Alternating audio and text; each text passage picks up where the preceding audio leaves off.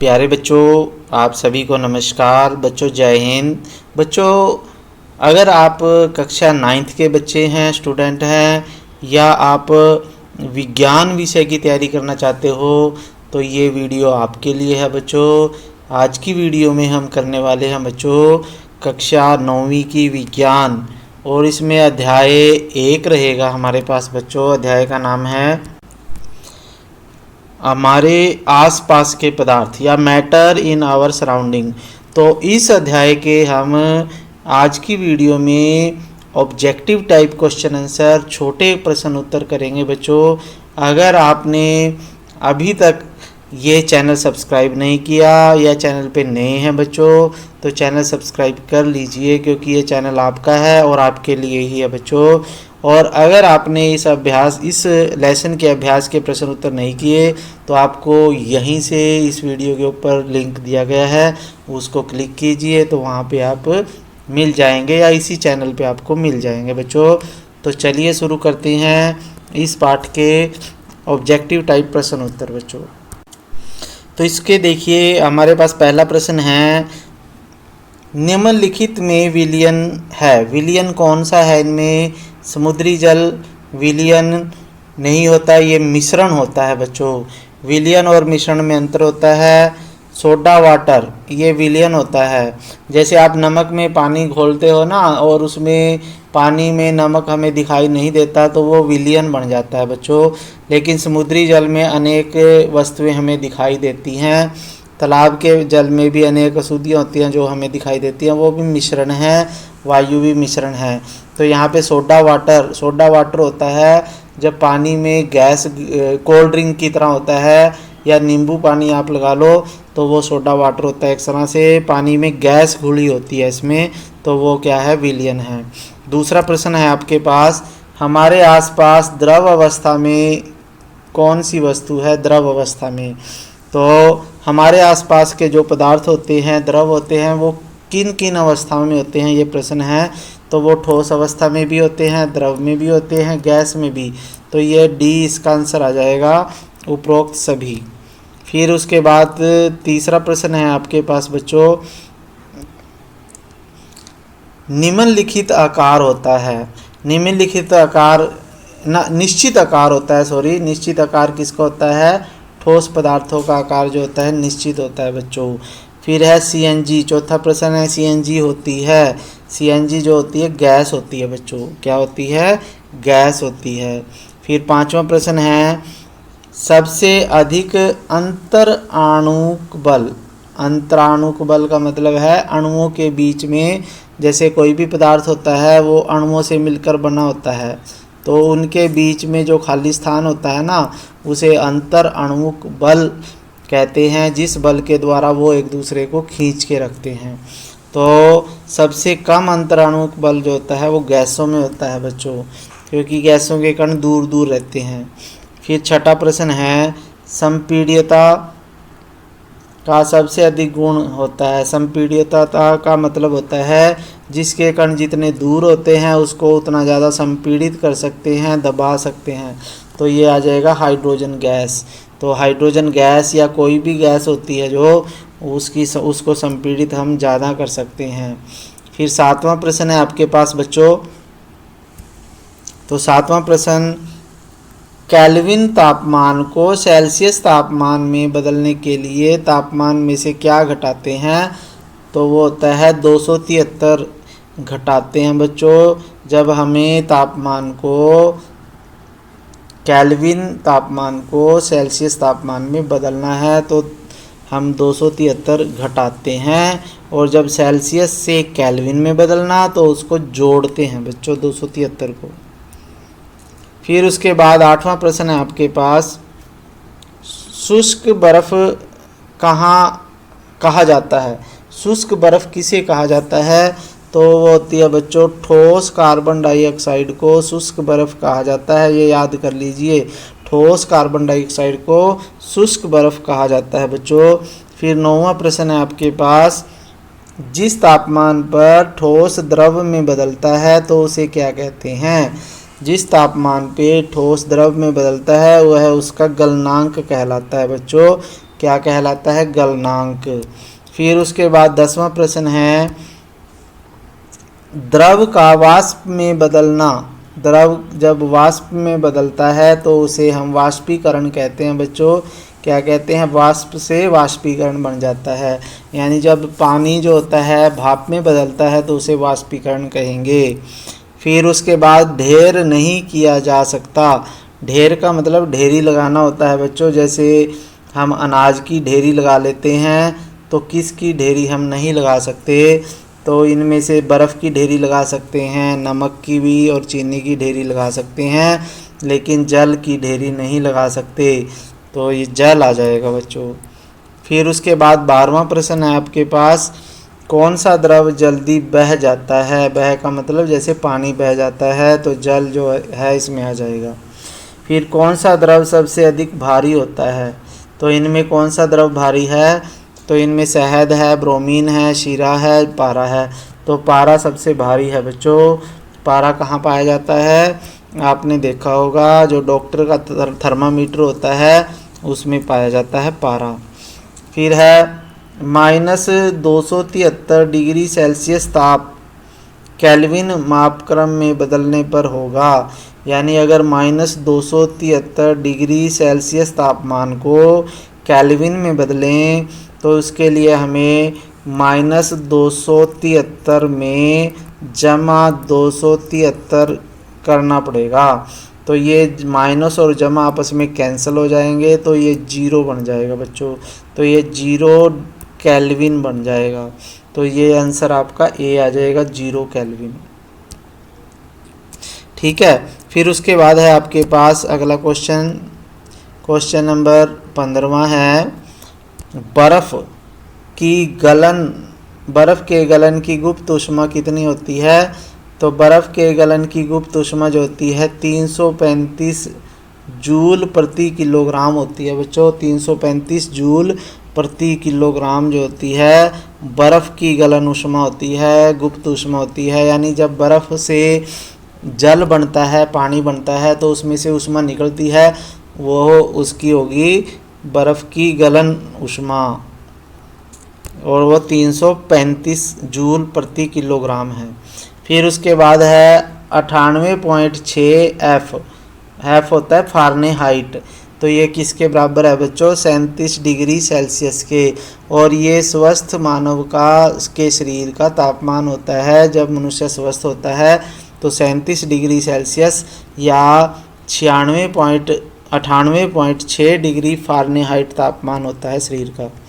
फिर ऊष्मा को मापते हैं, ऊष्मा को हम मापते हैं कैलोरी में बच्चों। किस में मापते हैं? कैलोरी में मापते हैं। फिर 18वां प्रश्न है आपके पास,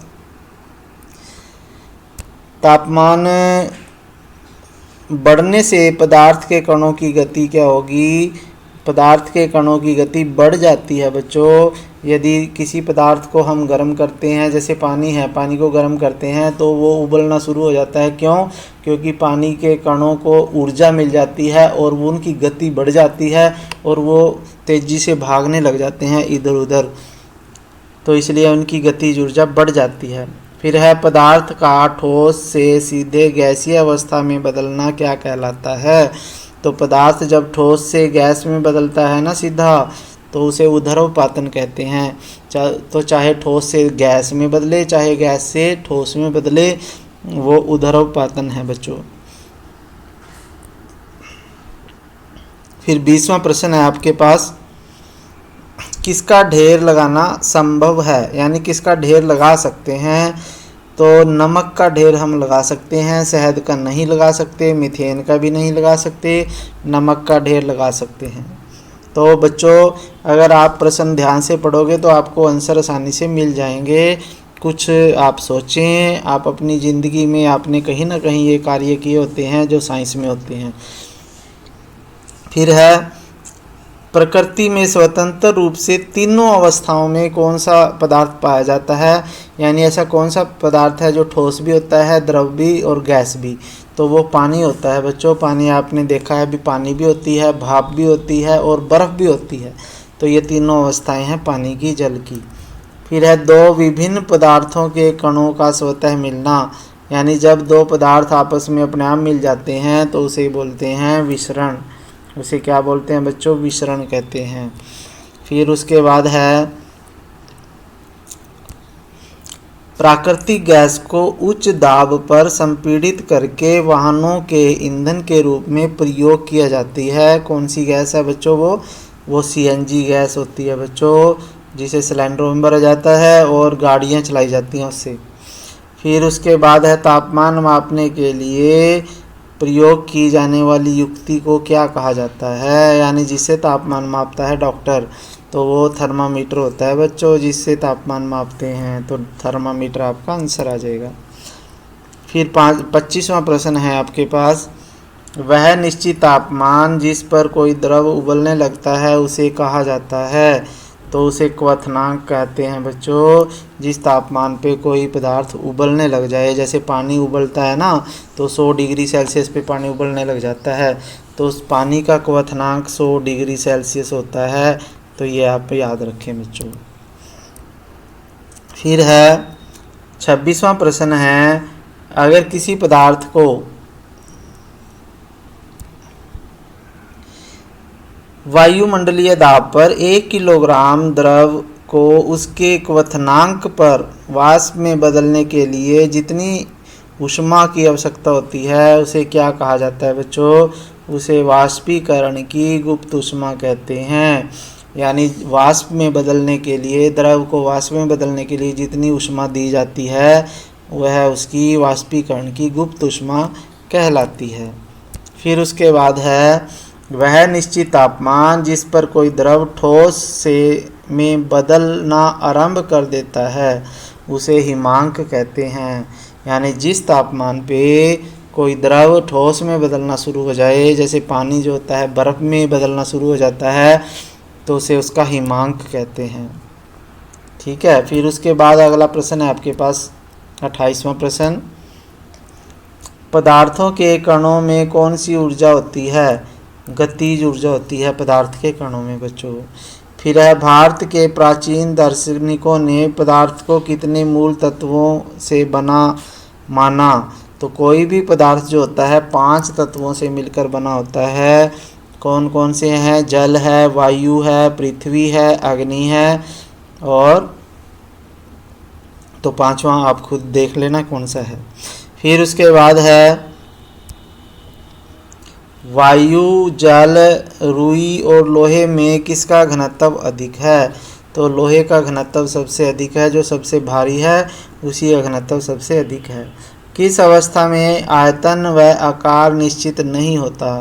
तो गैस में और द्रव में तो आकार और आयतन निश्चित, यानी दोनों निश्चित ना हो जिसमें, तो वो गैसें होती हैं बच्चों। द्रव में आकार निश्चित नहीं होता लेकिन आयतन निश्चित होता है। ठोस में आयतन और द्रव्यमान दोनों निश्चित होते हैं, आकार भी निश्चित होता है। लेकिन गैस में जो होता है आयतन भी निश्चित नहीं होता, आकार भी निश्चित नहीं होता। 32वां प्रश्न है बच्चों, निम्नलिखित में किसका संपीड़न संभव है? यानी किसको हम दबा सकते हैं? तो स्पंज को दबा सकते हैं बच्चों। सबसे अधिक संपीड़न किसका है? गैसों में सबसे अधिक संपीड़न होता है बच्चों, ठोसों में सबसे कम होता है। 300 केल्विन को सेल्सियस में बदलें, तो इसमें से 300 में से हमने क्या करना है बच्चों? 300 में से 273 घटाना है, तो 27 डिग्री सेल्सियस जो है आपके पास आ जाएगा। 27 डिग्री सेल्सियस आपका आंसर आ जाएगा। फिर है आपके पास 35वां प्रश्न है, जल का क्वथनांक होता है। इम्पोर्टेंट प्रश्न है बच्चों ये, इनमें से आपके पास पेपर में ज़रूर 1-2 प्रश्न आएगा, तो ध्यान से देख लें। अगर एक बार में याद ना हो तो दूसरी बार देखें वीडियो, 3 बार देखें, फ़ोन को साइड में रख के आराम से बैठ के देखें, ध्यान से देखें, सुन लें, तो उसी से आपके याद हो जाएगा। जल का क्वथनांक होता है 100 डिग्री सेल्सियस। जब 100 डिग्री सेल्सियस पे पानी उबलना शुरू हो जाता है बच्चों, और 35 डिग्री सेल्सियस के केल्विन में बदलना। 25 डिग्री सेल्सियस को केल्विन में बदलने के लिए हम इसमें 25 में 273 ऐड कर देंगे, कितना करेंगे 273 जोड़ देंगे बच्चों, तो ये आ जाएगा 8 9 2 998 आ जाएगा, तो 998 केल्विन आ जाएगा। ठीक है, फिर है 37वां प्रश्न है, तो ये 2 प्रश्न रह गए हैं, जल्दी से कर लेते हैं। 100 डिग्री सेल्सियस पर जल की भौतिक अवस्था क्या होगी? गैस में बदलना शुरू हो जाता है, उबलना शुरू हो जाता है, गैस में बदल जाएगा 100 डिग्री सेल्सियस तापमान पे। तो निम्नलिखित में कौन सा ऊर्ध्व पतनशील पदार्थ है, यानी जो ठोस से सीधा गैस में बदल जाता है, वो है अमोनियम क्लोराइड। कौन सा है बच्चों? Ammonium chloride. तो ये सीधा ठोस से गैस में बदल जाता है बच्चों। ठीक है बच्चों, तो ये वीडियो थी। इससे पहले हमने अभ्यास के और पाठ्य पुस्तक के प्रश्न कर लिए थे इस वीडियो से पहले, वो भी आप यहीं से मिल जाएगा, और ये हमने कर लिया। अब हम नेक्स्ट वीडियो में दूसरा पाठ करेंगे। दूसरा पाठ का मतलब हम पहले 15वां पाठ करेंगे बच्चों। कौन सा पाठ? 15वां पाठ करेंगे। इसके बाद क्यों करेंगे? क्योंकि वो जुलाई में के जो सेट 1 आएगा ना, जो सेट 1 का एग्ज़ाम होगा, उसमें ये 2 ही पाठ आएंगे, एक पहला पाठ और एक 15वां पाठ। तो इसलिए ये 2 पाठ हम पहले करेंगे। ठीक है बच्चों, फिर मिलेंगे नई वीडियो में, तब तक के लिए थैंक यू। जय हिंद बच्चों।